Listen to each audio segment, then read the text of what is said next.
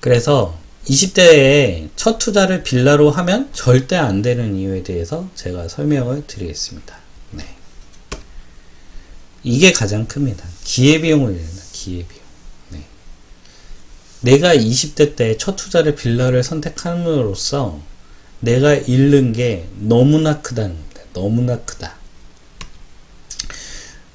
우리가 아파트 청약이란 게 있으면 일반 공급과 특별 공급이란 게 있습니다. 근데 특별 공급은 뭐 다자녀나 뭐 노부부 부양을 제외한다면 신혼부부나 생애 최초는 유주택자들은 넣을 수 없는 제도예요. 네. 그러니까 여러분들이 20대 때 단지 월 현금으로는 15만 원을 위해서 그냥 무턱대고 빌라를 가지게 되면 여러분들은 유주택자가 됩니다. 유주택자가 되고 그 집을 팔더라도 여러분들은 특별 공급을 지원하실 수가 없어요. 그래서 여러분들은 엄청난 기회비용을 잃는데 제가 그냥 아파트 한 단지를 갖고 와봤습니다. 요거는 이제 그냥 한 단지의 결과를 갖고 와봤어요. 그래서 지금 신혼특공과 그 다음에 생애 최초의 경쟁률을 가져와 봤는데 지금 신혼부부 같은 경우에는 요 청약에서 1.72대 1의 경쟁률이 나왔고 생애 최초는 0.35대 1의 경쟁률이 나왔습니다. 요거는 그냥 해당 지역을 했어요. 해당 지역. 네, 요거 당해 100%였어 가지고 요 청약은. 그래서 여러분들이 내가 무주택이고 지금 생애 최초와 신혼부부의 조건을 갖췄다면 여러분들은 1.72대 1과 0.35대 1의 경쟁률을 경쟁을 하는 청약을 넣으실 수가 있었고, 내가 빌라를 낙찰받았다 했을 경우에는 1순위 같은 경우는 지금 22.24대 1의 경쟁률이 나왔습니다. 그러니까 내가 무주택자였으면 1.72대 1과 0.35대 1의 경쟁을 했다면 여러분들이 빌라를 낙찰받는 순간 1순위에서 22.24대 1의 경쟁률을 기록을 했다는 거죠. 심지어 1순위에서도 무주택자가 우선 70% 배정을 받습니다. 네. 그러니까 내가 무심코 선택한 빌라 투자 하나가 여러분들의 월세 15만원이, 월세 수익 15만원이 인생을 바꾸진 않는데요. 이 청약 한 번만 잘 하면 여러분들의 인생이 바뀝니다. 근데 내가 빌라를 삼으로써 이 인생이 바뀔 수 있는 기회를 놓치게 되는 것이죠. 네. 특별공급이라는 것은 사회적 약자에게 주는 혜택입니다. 사회적 약자에게 주는 혜택. 그래서 단지 싸다고 받은 빌라, 자체가 너는 이제 유주택자고 적폐가 되는 겁니다. 그러니까 너는 사회적 약자가 이미 아닌 거예요. 그냥 나는 돈이 너무 없어서 내가 할 수 있는 게 뭔가라고 찾았을 때 빌라가 만만하고 빌라는 내가 할 수 있겠다고 해서 받는 순간 나는 진짜 돈이 없는 사람인데 너는 사회적 약자가 아닌 거예요. 그래서 특별공급에서 대상 제외가 되는 겁니다. 저는 이 청약제도를 어떻게 생각하냐면 나라에서 이제 불쌍한 우리들을 위해서 너 인생이 너무 불쌍하고 우리나라가 이제 복지가 너무 약하잖아. 그러니까 이런 걸로 좀 상쇄시켜 줄게 하면서 단 한 번 주는 당첨의 기회를 주는 거라고 생각을 합니다. 네. 물론 이 기회를 어떻게 사용하느냐, 어디에 사용하느냐에 따라서 굉장히 결과는 천차만별이겠지만 저는 이렇게 생각해요. 저는 이렇게 생각하고, 그리고 특별공급이라는 별도의 경쟁 구조를 만들어줘서 사회적 약자에게 당첨이라는 혜택을 주고 아파트를 저렴하게, 내 집 마련을 저렴하게 할 수 있는 기회를 준다고 생각을 합니다. 근데 내가 단지 돈이 없어서 빌라를 선택하는 순간 이 기회는 사라지는 겁니다. 그리고 아까도 말씀드렸다시피 일반 공급에서 아까 그러면 나는 22대 1의 경쟁을 할게. 근데 일반 공급에서도 무주택자가 우선 배정됩니다. 네. 한 달에 15만원의 현금으로 여러분 당연히 좋죠. 치킨 7마리인가요? 네. 한 8마리는 먹으려나? 네. 치킨 8마리를 먹을 수 있는 돈과 여러분들의 인생을 바꾸시겠습니까? 네. 이것과 바꾼다? 거기에다가 시세도 안 오르고 세입자와의 트러블은 계속 발생되고 물건의 하자는 있어서 수리비는 많이 들고 그리고 내가 시세까지 파악조차 어려운 빌라 투자를 한다? 저는 이 선택을 하시는 분들은 조금 좀 무모하신 게 아닌가 개인적으로 이렇게 생각하고 있습니다.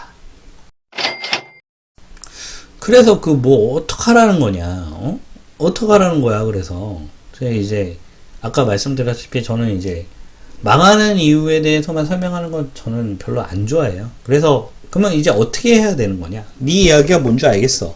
그러면 이제 뭐 어떻게 해야, 난 돈이 없는데 어떻게 해야 되는 거냐? 라고 말씀을 하신다면, 그러면 나는 로또 분양 한 방을 노릴 거냐? 저는 이것도 기회비용이라고 생각해요. 그러니까 20대, 지금 타겟이 20대 분들이신 거잖아요. 들으시는 분들이. 근데 20대 분들이 가점도 낮을 거고, 그리고 자녀분들이 계실 확률도 낮을 거고, 그 다음에 뭐 정말 좋은 청약들, 뭐 둔촌주공이라든지 이런 것들을 청약하는 뭐 시드도 당연히 적으실 거잖아요. 그래서 로또 한 방을 노리느냐? 저는 이것도 기회비용이라고 생각합니다. 이것도 기회비용. 그래서 이런 거를 선택하는 게 아니라 시세 차익이 확실하게 보이는 청약을 도전하셔야 된다. 그러니까 이거 지역이 상관이 없으세요. 그러니까 청약을 받으시는 분들이 나는 이거 꼭 들어가서 살아야 돼 라고 생각하시고, 혹은 뭐 내 직장이 어디니까 내가 여기까지 가야 돼, 난 여기까지는 다닐 수 있어 라고 말씀하시는 분들이 계신데, 이미 이제 뭐 거주 요건이라든지 뭐 워낙 조정지역 이걸 다 해제했기 때문에 이제는 실거주를 하실 필요가 없습니다. 실거주를. 그러면은 전국 어디든 시세 차익이 확실하게 보이는 청약에다가 도전을 하셔라. 도전을 하시고, 이 도전의 개념은 제가 아까 청약이라는 거는 나라에서 불쌍한 우리들에게 한 번의 기회. 그러니까 너도 우리나라가 너 그냥 복지가 약하고 너한테 해주는 게 없으니까 그냥 네 집은 좀 요렇게까지 해서 너 그냥 요거 한번 잘 해봐 라고 주는 기회라고 저는 말씀을 드렸죠. 그거에 소진 개념으로 접근을 해라. 소진 개념. 그래서 물론 엄청난 로또 분양에 한 방에 당첨되면 좋겠지만 그럴 확률이 굉장히 크지 않고, 또 로또 분양만 찾아다니시다가는 계속 떨어지는 경험을 하실 거예요. 그래서 저는 적당한 시세 차익이 보이는, 물론 내가 직주 근접이 되거나 혹은 내가 관심 있는 지역이거나 혹은 내가 살고 있는 지역의 청약이면 더 좋겠지만, 그 지역이 아니더라도 확실하게 안전마진이 있는 청약이라면은 무조건 하나를 잡고 간다. 그 잡고 간다는 개념은 내가 나라에서 주는 평생 한 번에 있는 기회를 소진하는 개념으로 접근을 해라 라는 말씀입니다. 그리고 그 이후에 빌라를 사도 절대 늦지 않다 라는 이야기를 드리고 싶고요. 단 저는 사실 꼭 왜 다 빌라를 사야 되는지는 잘 모르겠습니다. 네. 이런 분들도 계실 수 있죠. 난 돈이 없다. 나는 아파트 살 돈이 없어. 아파트 너무 비싸. 그래서 나는 빌라다. 라고 하시는 분들이 계실 수 있어요. 저도 옛날에 그렇게 생각했고. 근데 절대적 매가가 싸다고 싼 게 아닌 겁니다.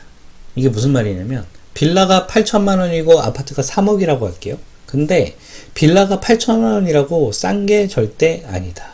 그리고 빌라가 8천만 원이라고 해도 내 돈이 더 많이 들어갈 수도 있고, 아파트가 3억이라고 해도 내 돈이 더 적게 들어갈 수도 있다는 겁니다. 뭘 활용하면 되냐? 이제 전세와 대출을 활용하시면 돈 없이도 투자가 가능하다. 돈 없이도 투자가 가능하다. 돈 없이도 투자가 가능하다니까 또 생각나시는 분들 계시죠? 네, 이분들. 네. 이분들의 구조를 제가 먼저 한번 설명드리겠습니다. 이분들의 구조는 뭐냐? 매매가는 여기 수준인 거예요, 매매가는. 근데 제가 아까 우리 20대 빌라 투자자들이 망하는 이유에 대해서 말씀드렸다시피, 이 빌라 시세라는 게 이게 책정하기가 굉장히 어려워요. 정말 모든 그 지역의 주택과 비교를 면밀하게 해야 되고, 특히나 뭐 매매를 하시는 분들이야 뭐 분양을 하시고 뭐 그런 분들이야 가능한데, 전세를 들어오시는 분들은 그거를 파악하기가 쉽지가 않습니다. 네, 이게 얼마나 하는 빌라인지 알아보기도 되게 쉽지가 않아요. 그랬을 경우에 이 빌라 구조라는 건 뭐냐면은 매매가보다 전세가를 펌핑을 시켜서 이 남는 마진을 먹는 구조는 이 남는 마진을 먹는 구조고, 만약에 운이 좋게 이 매매가가 2년 사이에 요만큼 올라준다 하면은 정말 땡큐인 거죠. 내가 위험 없이 이만큼 먹는 거고, 만약에 매가가 이만큼 오르지 않는다면 어떻게 하면 되느냐. 네, 이렇게 하시는 거예요. 이렇게 하시는 거예요. 네. 지금 이것 때문에 문제가 많은 거죠. 그러니까 오르면 내 거, 잃어도 나는 튀는 거죠. 튀면 되는 거기 때문에. 그러니까 이게 빌라 구조는 이제 전세를 펌핑을 시켜서 마진을 이렇게 먹는 구조라는 겁니다. 그런 것이고, 그러면 이제 제가 말씀드리는 돈 없이 투자하는 구조는 어떤 거냐. 그러니까 매매가는 이렇게 있는 거죠. 매매가는 이렇게 있는 거고, 낙찰가를 이렇게 낮게 받는 겁니다. 그러니까 낙찰가를 전세가보다 낮게 받거나, 혹은 대출 플러스 보증금, 대출 플러스 보증금보다 낙찰가를 낮추고, 대출을 받았을 경우에 요 나오는 대출 이자에다가 월세 이자를 차감을 시키면 들어가지 않는 구조로 투자를 하게 되는 거고, 내가 그러면 결국 엑시트할 때는 어떻게 엑시트하냐. 매매가는 여기 있는 거잖아요. 매매가는 여기 있는 거고. 그렇기 때문에 매매가에서 낙찰가를 뺀 부분이 내 마진이고, 그 다음에 내가 이 유지 비용은 전세가보다 내가 낙찰가를 낮게 받는다면 여기에 들어가 있는 내 자본은 제로거나 혹은 오히려 자금이 생기는 투자가 되는 것이죠. 그러니까 빌라왕처럼 이걸 펌핑 시켜서 날르라는 게 아니라, 내가 얼마나 노력해서 이 절대적으로 매매가보다 싸게 낙찰받을 수 있느냐, 전세가보다 싸게 낙찰받을 수 있느냐의 싸움이라는 거죠. 그리고 매매가가 올라갈 수 있는 확률이 큰 상품이면 내 마진이 더 커지게 되는 거죠. 그러니까 이렇게 세팅을 해놓고 이 매매가가 만약에 더 많이 올라간다. 더 많이 올라간다면 내 마진은 더 커지는 구조가 되는 거죠. 그러면 더 커지는 구조가 되려면 뭘 사야겠습니까? 바로 아파트를 사야 되는 거죠. 네. 지금 요 구조면 내 돈이 들어간 게 있습니까?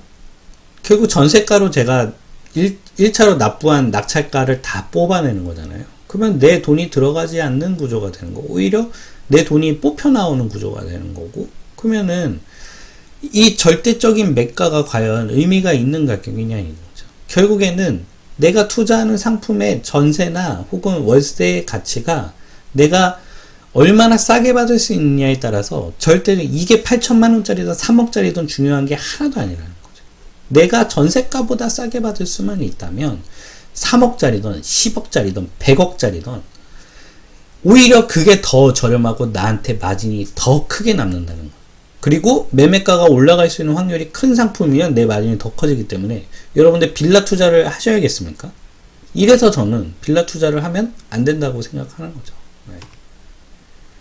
절대적인 매가가 중요하지 않다. 결국 얼마나 싸게 사느냐가 중요하고, 이렇기 때문에 왜 저는 20대 분들이 꼭 빌라를 사는지 잘 모르겠다는 겁니다. 그러니까 돈이 없어도 내가 얼마나 노력하느냐에 따라서 얼마든지 투자를 할 수 있고, 그 다음에 결정적으로 매매가가 올라갈 수 있는 확률이 큰 상품이면 내 마진이 더 커지는 상황인데, 굳이 왜 내가 빌라를 사는지 저는 잘 모르겠다는 겁니다. 물론